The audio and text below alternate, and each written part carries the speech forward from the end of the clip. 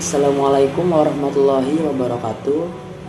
Di sini kami dari kelompok 6 yang beranggotakan saya sendiri Ahmad Azmi Berutu dan dua teman saya Nur Wafika Azizah Sitompul serta Tantri Devari akan mempresentasikan diskusi kami yang berjudul e-commerce. Baiklah, mari kita langsung masuk ke pembahasannya. Pertama, apa sih e-commerce itu? Mungkin kata e-commerce sudah familiar di telinga kita dan mungkin juga kita adalah penggunanya. Baik, e-commerce sendiri ialah semua kegiatan yang berhubungan dengan transaksi online yang berlangsung melalui internet atau jaringan elektronik lainnya. Ya, secara sederhana e-commerce ialah proses pembelian ataupun penjualan produk secara elektronik. Ya, setelah kita tahu pengertiannya, selanjutnya kita akan membahas lebih dalam tentang e-commerce itu sendiri.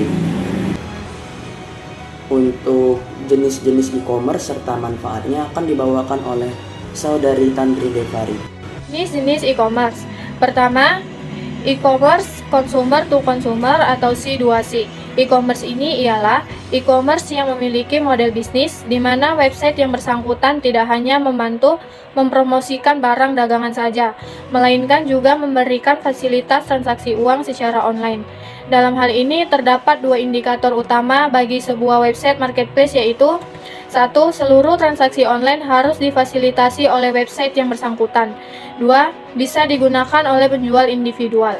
Jenis e-commerce C2C ini juga dilakukan antara konsumen dengan konsumen. Contohnya, konsumen dari suatu produsen akan menjual kembali produk konsumen lainnya, seperti Tokopedia, Bukalapak, OLX, dan sejenisnya. Kedua, ada e-commerce business to business atau B2B. Nah, untuk e-commerce satu ini dilakukan oleh orang atau pihak yang saling berkepentingan dalam menjalankan bisnis, di mana keduanya saling mengenal dan mengetahui proses bisnis yang mereka lakukan. Contohnya, ketika dua perusahaan mengadakan transaksi jual beli secara online dan dengan pembayarannya yang tersedia menggunakan kartu kredit. Bisnis to bisnis ini memiliki karakteristik yaitu 1. Trading partners yang sudah saling mengetahui dan di antara mereka sudah terjalin hubungan yang berlangsung cukup lama. Informasi yang dimiliki hanya ditukar dengan partner tersebut atau mereka saja, tidak dipublis ke umum. 2. Pertukaran data dilakukan secara berulang-ulang dan berkala dengan format data yang telah disepakati bersama. 3. Salah satu pelaku tidak harus menunggu rekan mereka yang lainnya untuk mengirim data. 4. Model yang umum digunakan adalah peer-to-peer, di mana processing intelijen dapat didistribusikan di kedua pelaku bisnis.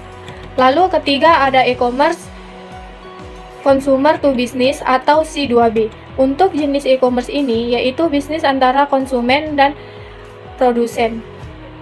Bisnis tersebut dilakukan oleh konsumen kepada para produsen yang menjual produk atau jasa.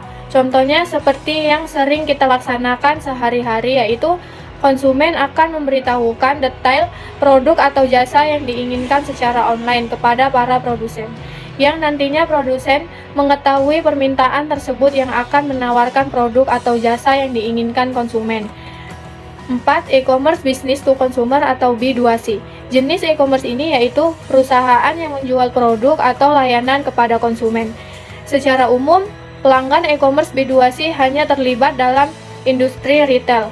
Aktivitas yang termasuk dalam kategori ini adalah jika konsumer sebelumnya telah membeli sesuatu dari toko online. Contohnya Gramedia, Com, Lazada, dan Blibli. Sekarang kita masuk ke manfaat e-commerce dalam suatu bisnis. Manfaat menggunakan e-commerce dalam suatu bisnis atau perusahaan adalah 1. Dapat meningkatkan pasang pasar. Transaksi online yang membuat semua orang di seluruh dunia dapat memesan dan membeli produk yang dijual. Cukup diakses melalui gadget atau komputer, tidak terbatas jarak dan waktu. 2. Menurunkan biaya operasional. Transaksi e-commerce adalah transaksi yang sebagian besar operasionalnya diprogram di dalam komputer, sehingga biaya-biaya seperti showroom, beban gaji yang berlebihan, dan nilai-nilai tidak perlu ada.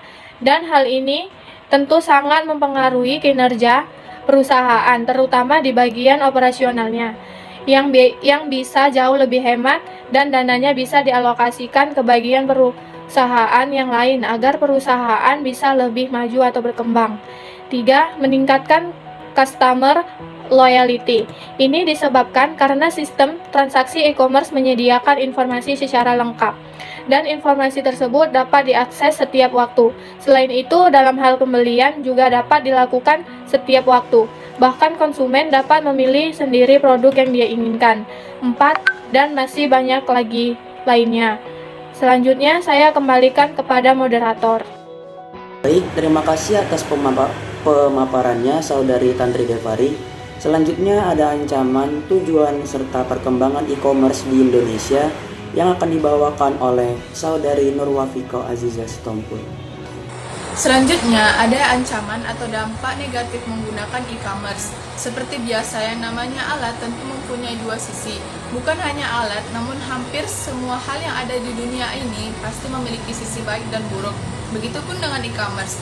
Trades merupakan kemungkinan munculnya kejadian yang dapat membahayakan aset-aset yang berharga. Ada beberapa bentuk ancaman yang mungkin bisa terjadi. Yang pertama, ada sistem penetration, yaitu orang-orang yang tidak berhak melakukan akses ke sistem komputer dan diperbolehkan melakukan segala sesuatu sesuai dengan keinginannya. Kedua, ada authorization violation, yaitu pelanggaran atau penyalahgunaan wewenang legal yang dimiliki seseorang yang berhak mengakses sebuah sistem. Ketiga, ada planting, yaitu memasukkan sesuatu ke dalam sebuah sistem yang dianggap legal, tetapi belum tentu legal di masa yang akan datang. Dan masih banyak lagi. Lalu, tujuan e-commerce itu apa sih? Tujuan suatu perusahaan menggunakan sistem e-commerce yaitu agar perusahaan dapat lebih efektif serta efisien dalam meningkatkan kinerja yang harapannya dapat berimbas pada laba atau keuntungan dari bisnis tersebut. Nah, kalau kita berbicara tentang negara kita, adapun bisnis e-commerce di Indonesia semakin meningkat tajam dengan adanya pandemi sejak awal 2020. Bisnis dagang berbasis online ini tumbuh sekitar 33% di tahun 2020 dengan nilai yang sangat fantastis. Dari yang di kisaran 253 triliun menanjak pesat hingga di kisaran 337 triliun. Laporan khusus yang pernah dirilis oleh Google, Temasek, dan Bain Company. Pada Oktober 2020, mereka menyatakan waktu yang disediakan orang untuk masuk ke platform e-commerce meningkat dari yang mulanya hanya 3,7 jam per hari, meningkat menjadi 4,7 jam per hari saat terjadi lockdown, dan menurun menjadi 4,2 jam per hari setelah lockdown berakhir. Dari pernyataan Google dan lainnya, Bank Indonesia pun berani memproyeksikan transaksi e-commerce akan mengalami kenaikan setiap tahunnya selama masa-masa pandemi belum berakhir. Baik, terima kasih kepada Saudari Nurwafika Azizah Sitompul atas pemaparan materinya. Dan dengan berakhirnya pemaparan terakhir ini, maka berakhir pula presentasi dari kami kelompok 6. Terima kasih atas segala perhatiannya, mohon maaf atas segala kekurangannya. Kritik dan saran yang sangat kami butuhkan untuk memperbaiki karya-karya kami ke depannya. Mewakili kelompok 6 yang bertugas, akhir kata wabillahi taufiq wal hidayah. Assalamualaikum warahmatullahi wabarakatuh.